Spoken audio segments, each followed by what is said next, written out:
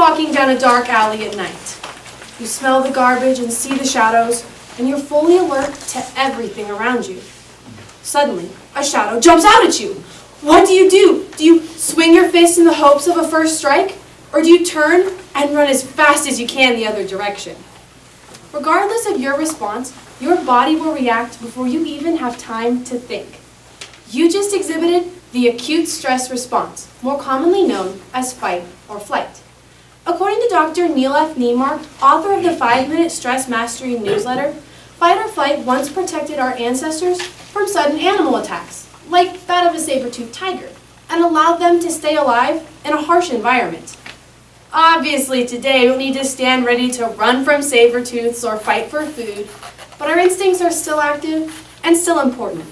So today, I would like to explain to you what the acute stress response is traditionally and its new characteristics. To begin, let's look at the original definition of the acute stress response. The acute stress response is defined by Psych Central as a sequence of internal processes that prepares an organism for struggle or escape. When we encounter danger, our automatic response is to either face it head on or to turn and run, hence why it's called fight or flight. When this response is activated, several things happen in the body. According to Harvard Health publications from the Harvard Medical School, the acute stress response begins in the brain. When we encounter danger, our eyes and ears send information to the amygdala, an area of the brain in charge of emotional processing. The amygdala then sends a distress signal to the hypothalamus, the brain control center, which in turn activates the automatic nervous system. This system consists of two different parts, sympathetic and parasympathetic. The sympathetic nervous system acts like a car accelerator and initiates fight or flight, while the parasympathetic acts like a car brake and initiates rest and digest. When the sympathetic nervous system activates, it sends a wave of adrenaline into the bloodstream. This causes the changes we experience: faster heartbeat, higher blood pressure, rapid breathing, and increased alertness. All of this happens within a matter of milliseconds, so more often than not, we don't even notice the change. However, Harvard physiologist Walter Cannon did. In the 1920s, Cannon did several experiments and compiled numerous cases in support of his theory on animal reactions to danger. Psych Central and Psychologist World explained, saying, the research found that a threat stimulates a sequence of activities in an organism's nerves and glands, and that animals react to danger with a general discharge of the sympathetic nervous system, much in the same way I've previously explained. Ever since its discovery in the 1920s, scientists believed there were only two responses to danger, fight or flight. However, in recent years, scientists have discovered a third response, freezing. Just like fight or flight, freeze is activated whenever we encounter a dangerous situation. A July 8, 2016 issue of Psychology Today describes the freeze response as a dissociation from the here and now, or physical, mental, and emotional immobilization.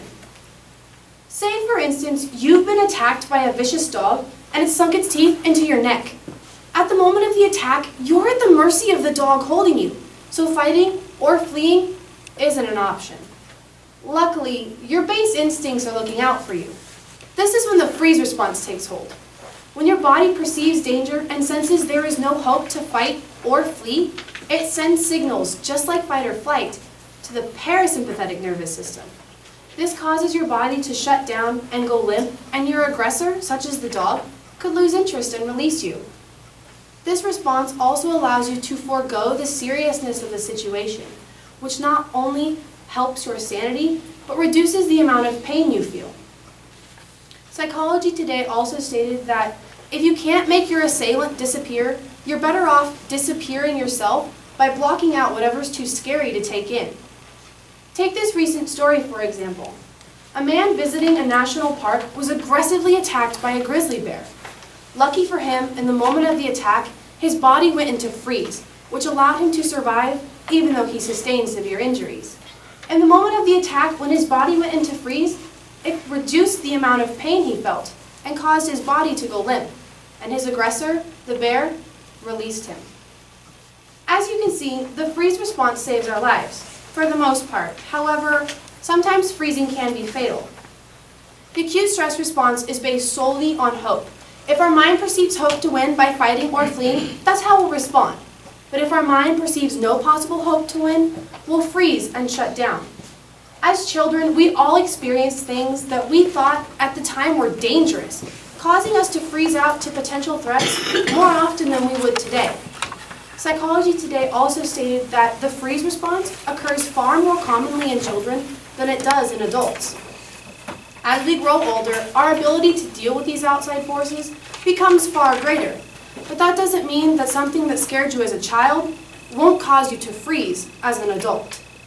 Dr. Leon F. Seltzer, psychologist and author of The Paradoxical Strategies in Psychotherapy, says that even though it's almost entirely unconscious, some circumstances in the here and now can remind us of a trauma we suffered in the past. Since that memory was never fully discharged, it compels us to react the same way we did before. This means that freezing could not be life-saving at all, but instead life-threatening. Like most things, our mind isn't always perfect, but more often than not, we can trust it to react with our best interest in mind. Literally. In conclusion, whenever humans encounter danger, we can always rely on our instincts to help us out. Fight, flight, and freeze has controlled our psyche for thousands of years and continues to keep us safe. When we encounter danger, our body will always react in the best possible way. Even if that danger is a boy dressed as a zombie groom, and your instinctual response when he jumps at you is to punch him in the face. You can guess which response my mind chose. Regardless of how badly you feel afterwards, your body always reacts with your best interest in mind. Thank you. Ladies and gentlemen, we'd like to welcome you to tonight's workshop on how to perform a duet acting scene for forensics competition. My partner and I placed first the Tippecanoe and Tyler II High School tournament last year. And proceeded on to preliminary rounds of district, Regional. state, And we even watched National. and international tournaments. We will be signing autographs after tonight's performance. We also acknowledge that many of you are competitors in this room. And we enjoyed whipping you in the competition like red-headed stepchildren. But since we graduated in May, And since we are no longer eligible to compete in tournaments, we have come here tonight to teach each of you the secrets to being outstanding actors. we will give you the ins and outs of performing a duet acting scene. Follow our tips and you guarantee to get at least a 6 in the competition round. The Duet Show by David J. the Master. To begin, we have a list of your questions and would like to respond to them. Question 1 from the oceans. The rest of you losers don't get to see high school in California. When selecting a good script, what should you look for? Oh, that's a very good question. Yes, it is. I guess the first thing you would look for is sex, right? Oh, absolutely. I mean, if your partner's of the opposite sex, of course you want the chance to kiss him or her, don't you? Last year, my coach put me with Max Broddox, the hottest guy on the team. So I asked to do Kiss Me Kate. Yes. We didn't win anything last year, but one time on stage, when I said, "Kiss me, Kate," I French kissed him. Dude, Max Broddox was totally Joe Perkins' boyfriend. Yeah? You French kissed him? Yeah. Joe would kill you if she found out. Yeah, but she's not gonna find out, because I haven't told anybody. But you just told them. Oh. I was just kidding. It was just like a peck on the lips, you know? That, well, hardly even that. It was more like a peck on the cheek. I turned my head just as he went in. Anyway, if you've got someone the same sex as a partner, you won't do with the sex thing altogether. Oh, absolutely. I mean, you don't want to offend your judge if he or she is homophobic. Wait, what if your judge is gay and you have a straight kiss? Gee, I hadn't really thought about that. Maybe that's why we got straight sixes with Kiss Me, Kate. No, your kissing the Kate just plain sucked. Oh. Question 2 from the Lady of Our Lake of Perpetual Sorrow in Montana. How wise is it to choose a script with religious overtones? Oh, that's another very good question. Yes, it is. My advice to that is don't pick religious scripts. Right. No way. It might offend the judge. I mean, the judge could be another religion completely or something weird and also the crazy. Right, like their church across the street. I belong to the church across the street. Do you? Yes. Weird. We'll talk later. Anyway, you don't want to make mention of God, Jesus, Buddha, Allah. What's wrong with the church across the street? Later. Allah, Krishna, Jinash. They get the point. You also want to avoid any kind of political references. Yeah, and speaking of that, if I have to put another day with Senator... Sorry. Political references and, of course, curse words. Right. No curse words. Not even something that sounds like a curse word. It could offend. So in addition to the usual suspects, please avoid using the following list. Lingerie, vomit, diarrhea, Cleveland. Yes, that's a very, very bad one. Boing, Negative connotations there too.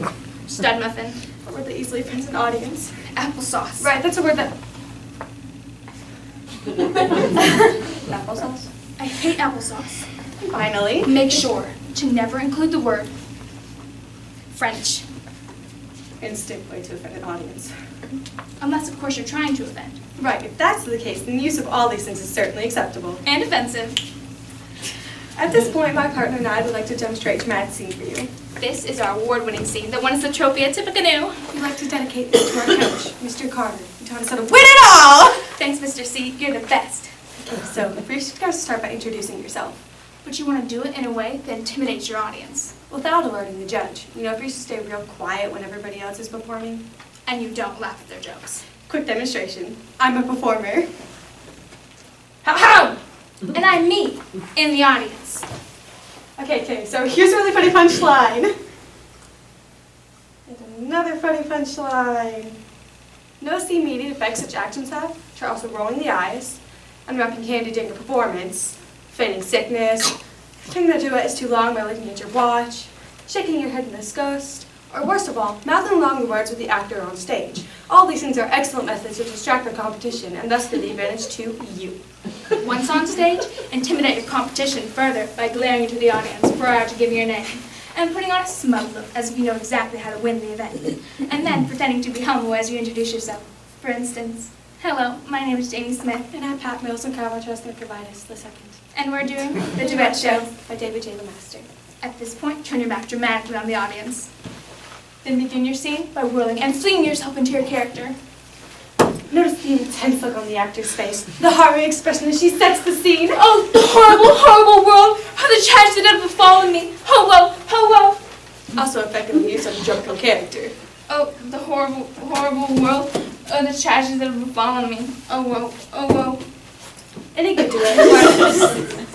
duet requires the use of an emotional outburst. I can't believe you said that to me. You know how angry that makes me? How bitter? How empty? Or finished, I tell you. Finished. Finished! But to get that first place mark from the judge, it's recommended that you cry. I can't believe you said that to me. You know how angry that makes me? How bitter? How empty? Or finished, I tell you. Finished. Finished! Don't worry if you can't cry. Most actors can't. Dude, I can't cry. I can't either, but it's okay, you know? Because in drama, the louder and angrier you get, the more emotion people think you're feeling. For instance, I've given you my everything, and you've given me this! For maximum intensity, the duet prepares you with the same intensity as your partner. I've given you my everything, and you've given me this! What are you doing with my baby? Don't make another move! Oh, my baby, my baby. At this point, it becomes important to establish life or death consequences. Take one more step, and I'll drop this baby out the window! Should an audience be offended by babies jumping out a window, you may substitute this situation for a number of others. I'm taking this baby, and you'll never see her again! Or, I'm giving this baby back to its mother! or, I'm giving this baby to someone who will love her! In each of these cases, the appropriate response is hysteria, followed by the tried and true response. First, fear, anger, loathing, trepidation, hesitation, consideration, constipation.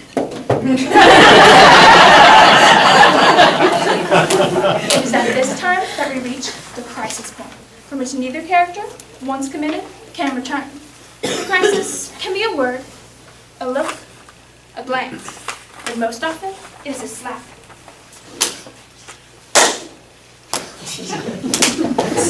At this time, the audience should be in complete awe of the actor's physical abilities. you broke my arm. At this time, it gives us the opportunity to show true emotion. I suppose I've been too hard on you all these years. You really broke my arm. Just finish the scene! I suppose I went too hard on you as well. All right then, put her there!